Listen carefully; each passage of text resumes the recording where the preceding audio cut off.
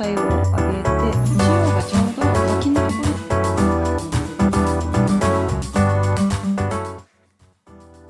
こんにちは、ネイジの猪俣です。いつもチャンネルをご視聴いただきありがとうございます。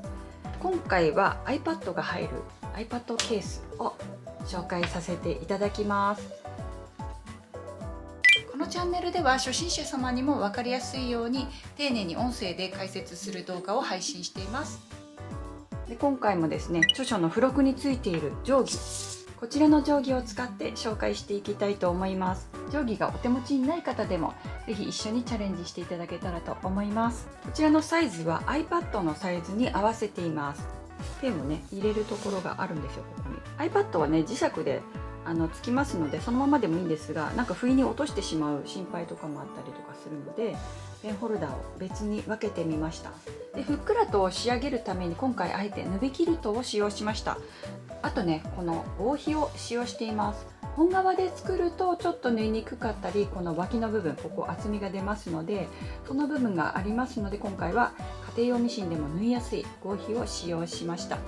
こんな風にちょっとねトランクっぽいデザインになっていますので、後ろ面もねこんな風になってます。なんかバッグのマッチとかが結構丈夫になるのと、あとデザイン性も素敵になるように考えていますので、一緒に作っていただけたら嬉しいです。それでは早速始めていきましょう。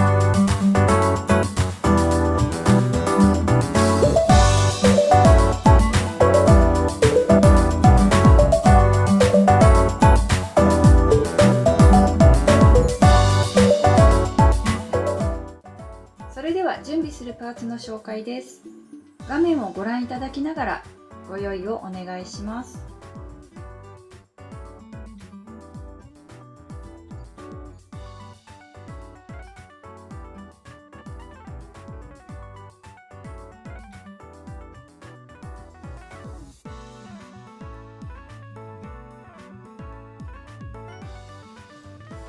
今回使用する生地はデコレクションズさんで販売中の刺繍入りのヌビキルトになります。7mm ピッチのもので使用していきます。外側が結構厚みのある生地なので、内側はできるだけ薄い生地を選ばれるといいかと思います。今回使用するこちらは合皮になります。裏面はねこういう布タイプになってます。本革で作ることもできるんですが、ちょっと難易度上がりますので、この合皮を使用されるのがいいんじゃないかなと思います。家庭用ミシンでも非常に縫いやすくなっております。それではフラップの裁断方法から紹介します。で使用するのはこちらの付録の定規になります。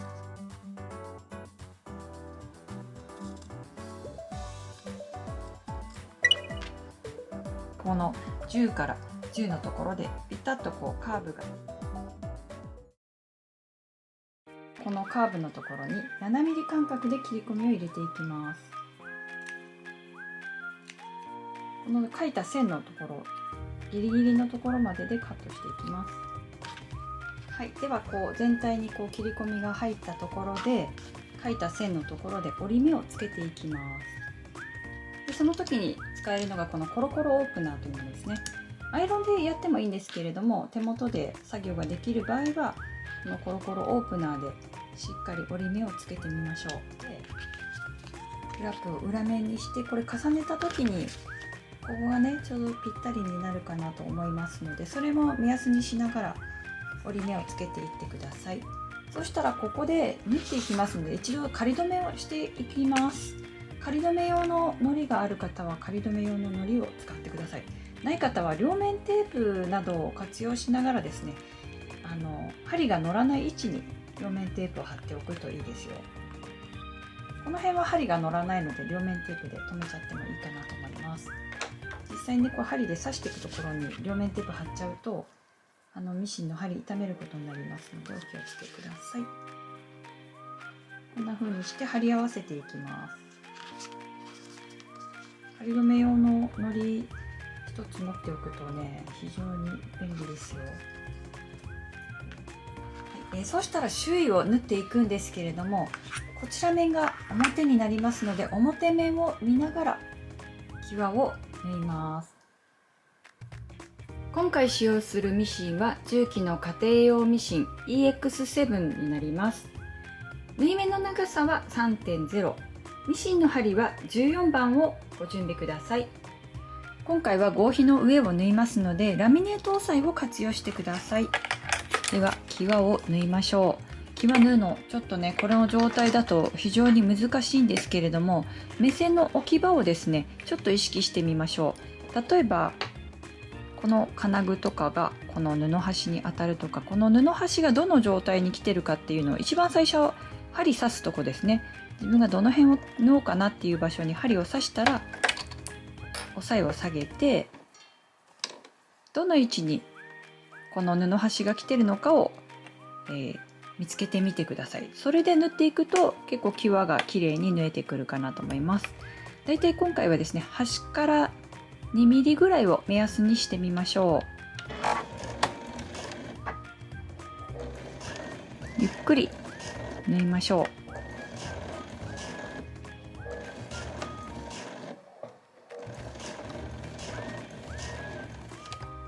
このカーブ結構急カーブですからね、ちょっと慎重にいきましょうね。私もちょっと緊張しております。はい。でここで一回ちょっと押さえを上げて方向をまっすぐにしていきます。この部分ゆっくりいきましょう。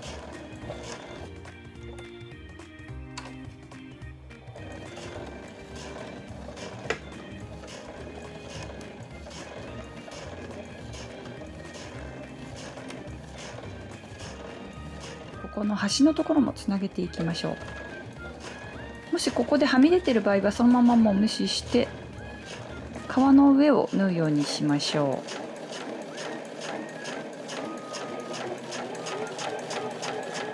う。はい、いかがだったでしょうか。結構ね一発勝負なので難しいですよね。私もちょっと緊張しました、久しぶりに。そうしたらはみ出た部分ですね、切り落としていきます。ちゃんと皮に揃えておきましょう。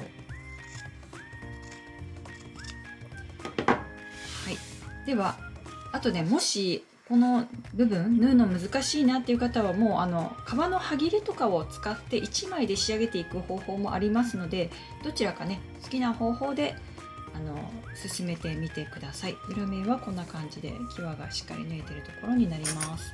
よかった、ちゃんとできてて。そしたら早速このヌビキルトの方に縫い付けていくんですが、中央の合い印をまずつけておきます。はい、ではこんな感じで中央の合い印がついたところです。そうしたらこちらのヌビキルトの方ですね、表面にしましょう。ここの中央の真ん中のところ、こんな風にしてつけていきます。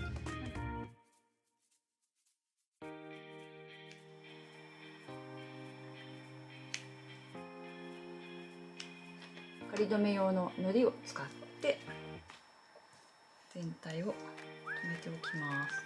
この中央の印ずれないように気をつけてください。そしたら端だけクリップで留めておきましょう。そしたら先ほどと同じようにここの周囲を縫います。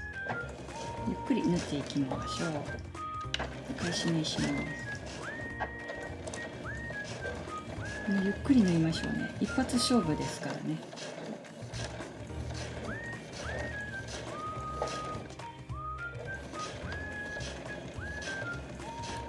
ちょうど真ん中のところに来たところで布を少し回転させましょう。中央がちょうど脇のところになります。緊張しますね、ちょっと。はい、そしたら2ミリほど手前で押さえを上げて、この空いてる部分も縫っていきます。縫ってしっかり留めておきましょう。もう少し早めても大丈夫かな。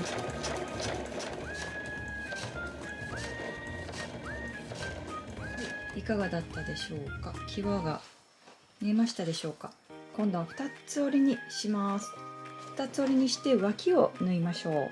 そしたら端から端までを1センチで縫いましょう。はい、では1センチなど長い距離を縫うときはこういうマスキングテープをガイドにして使うといいですよ。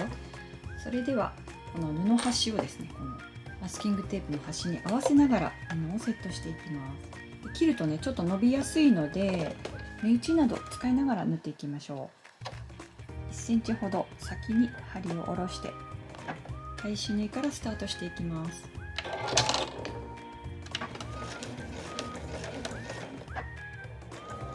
目打ちはね、こうやって自分が縫うところの手前の部分をこうやってちょっと平らにしてあげるとキルトは縫いやすくなりますよ。何もしないとね、こう縫いずれ起きやすくなりますので、目打ちぜひ使ってみてください。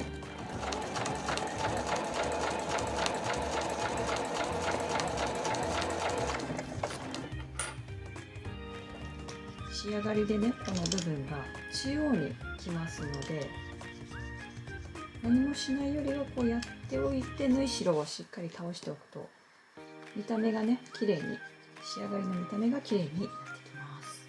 最初につけたこの中央でまず留めましょう。留めたらこの皮のところ、ここちょっとズレがないように気をつけながらクリップで留めておきましょう。心配でしたら待ち針などでしっかりと固定しておいてください。でぴったりと合わせた状態で端から端まで1センチを縫います。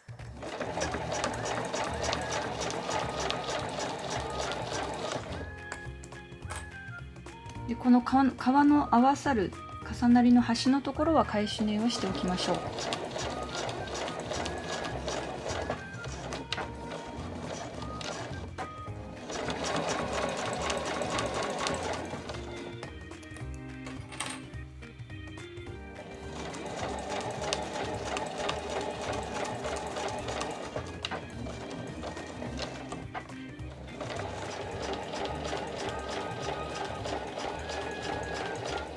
はい、縫い終えたところになります。厚みがね結構ありますけれども、結構ふわふわしているので普通の家庭用ミシンでもしっかり縫えるかなと思います。そしたら表にしていきます。角はね今回ちょっと折りたたんでみたいなことができないんですけれども、ゆっくり出していきましょう。はい、こんな感じでなんか旅行バッグみたいな街がついてくるような感じですね。でこの後目打ちでこうミシン目とミシン目の間もスポッて刺しちゃってますけど、こう間でこの針の先がこの辺にあるところですね。でこれでこう押し出すような感じでやると比較的こう角が綺麗に出てきますので、こんな感じで目打ちの先を内側から押し出すような感じですね。で仕上げてみてください。でこんな感じでふんわりとした仕上がりになっております。結構ねこの状態でも結構ワクワクしますよね。はい、そしたら最初に作ったこのフラップをもう仮止めしておきましょう。V の合い印入れておきましょう。最初にねつけておけばよかったですね。たまに合い印つけるの忘れちゃいます。こんな感じで置いてついて、そうしたらこの縫い代ですね、開いておいた状態でこんな感じでね、縫い代開いても戻ってきちゃいますけどね、ここしっかり押さえましょう。押さえたらこうつけるんではなく、この状態でこう柄が見える状態で合わせてください。端から 5mm を仮止めします。はい、それでは今度は内ポケットになるこのペンホルダーの方を作っていきます。ペンホルダーを2つ折りにしましょう。これは正方形になっているので16センチの正方形になってます。2つ折りにしたらまずこの上の部分を1センチ縫います。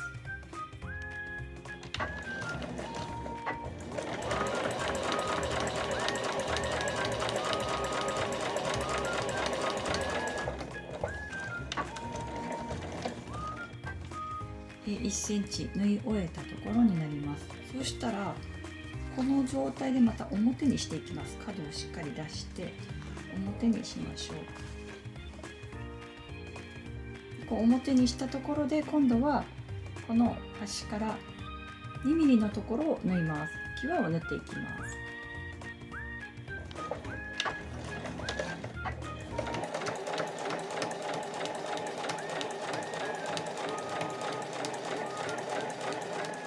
でこの際が縫い終えたところになります。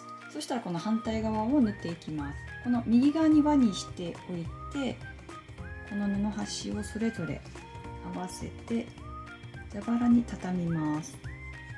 こんな感じで。そしたら端から1センチを縫います。はい、ではこう1センチ縫い終えたところです。そうしたらこれをこの角のところをしっかりピッと持って表にします。片側だけ表にするとこんな感じに袋になってくるかなと思います。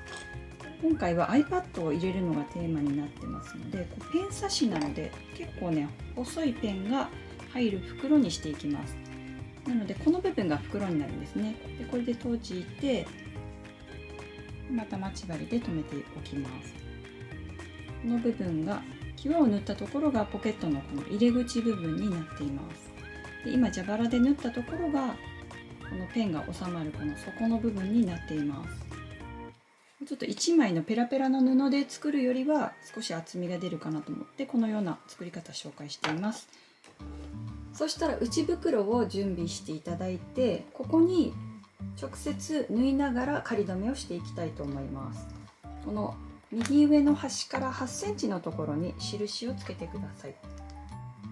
8センチの印のところにこのペンホルダー、この空いてるところを上にして留めていきます。そうしたら端から端まで 5mm を縫いましょう。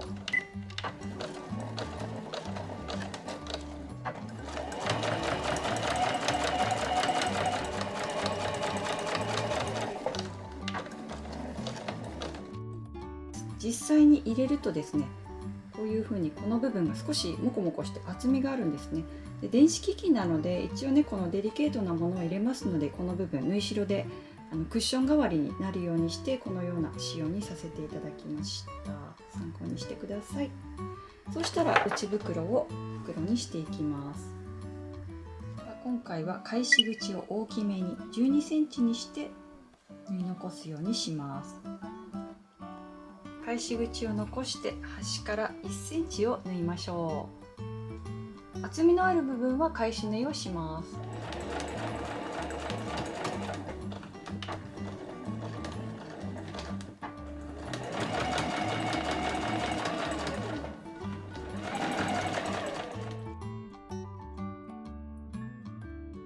そうしたら袋の入り口に中央の合い印と両脇の合い印を入れましょう。で内袋の方も同じようにして中央の合い印と脇の合い印を入れておきます。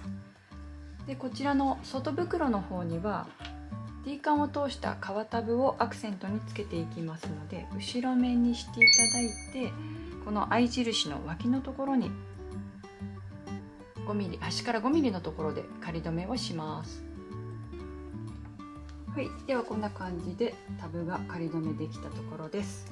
そうしたらこのサイドにこのペンホルダーがある状態で内側に入れて合い印で合わせていきます。それでは合い印でしっかり止まったところでぐるっと1周1センチを縫いましょ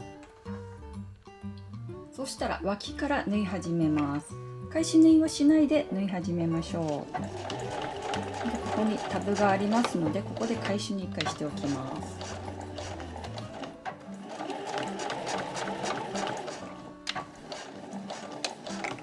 重なりのあるところは全て返し縫いをしましょう。では縫い終わりのところまで来たら最初の糸を根元まで切ります。で縫い目を重ねてここまで縫いましょう。そしたらこの大きな返し口から表に返していきます。結構今回革がありますので返し口大きめにしています。そうしたらこの縫い代の部分しっかりと倒しておきましょう。それでは仕上げに際ステッチをかけていきます。もしこの立ち目かがり押さえがある方は是非活用してみてください。布の端に合わせて際を縫っていきましょう。そうしたらこのタブのあるところから縫い始めていきます。返し縫いしないで内側を縫った時と同じようにして縫い終えたところになります。ちょっと撮影中途中で切れちゃったんですが、縫い始めはこの脇から縫い始めて縫い終わりは1センチほど多めにして縫い目を重ねて仕上げています。そうすることで最初の返し縫いと同じような効果になります。返し口を閉じていきます。返し口は今回革がありますので大きめにしてるんですね。で大きめにして最後この字と字手縫いで仕上げてもいいですけれども底になりますのでミシンで仕上げていきたいと思います。でちょっと秋口が大きいので、大きい時の秋口の閉じ方ちょっと紹介します。一度ね、ここの部分だけ少し裏にしてください。裏にして、できるだけ返し口を目立たなくするためにもう少しね小さくしていきます。でこんな風にして布をちょっと中に入れていって、できるところまでで大丈夫です。あとね4センチぐらいは縮められるんじゃないかなっていうふうに思います。ここで待ち針でもう一度留めます。あんまり無理にやるとここタックができちゃいますので、今待ち針留めたあたり平らにできるギリギリのところまでをもう一度縫い足しておきます。縫い始めは最初のこのミシン目に重ねて2センチほど重ねましょう。で縫い終わりはこの待ち針があるところまで4センチほどですね縫い足しておきます。そしたら最初のこの縫い目に2センチほど重ねながら縫っていきます。ではね、ちょっと返し口小さくなりましたので、このままこう表にするとさっきよりだいぶ距離が短くなってるかなと思います。あんまり無理にやるとちょっとねタックが寄っちゃったりとかしてやりにくいかなと思うので、そうしたらですね、秋口が分かるように待ち針で留めておきましょう。ミシンはこれで最後になります。あともう少しなので頑張りましょう。そうしたら今待ち針留めたところから奥5ミリほど奥のところから縫い始めるようになります。少し長めに取っておくといいですよ。では返し縫いして最後も返し縫いしましょう。で際を縫う時はこの押さえ、立ち目かがり押さえ、本来はねジグザグ用の押さえなんですけれども、こちら使うといいですよ。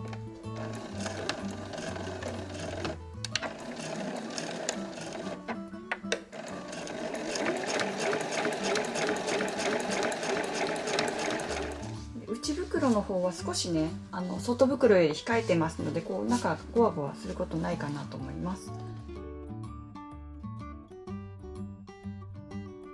スナップボタンの合い印を入れます。合皮の方を上にしてこの定規を当てましょう。そしたらちょうど2センチのところに印をつけます。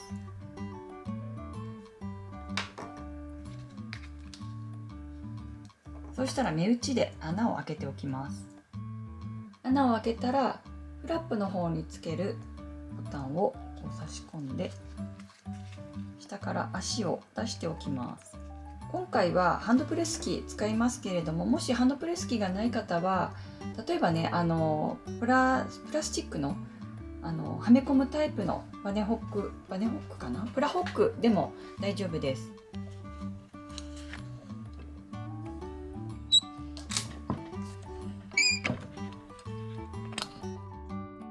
中央のところから6センチのところに印をつけます。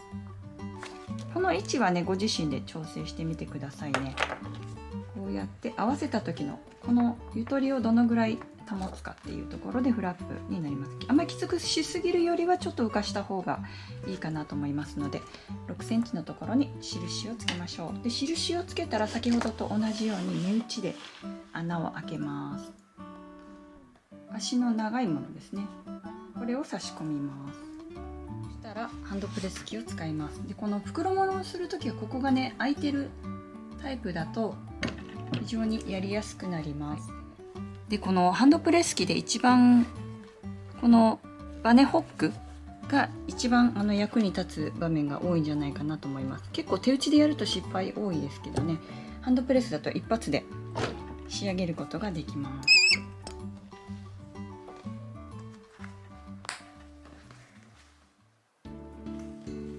はい、これで完成になります。いかがだったでしょうか。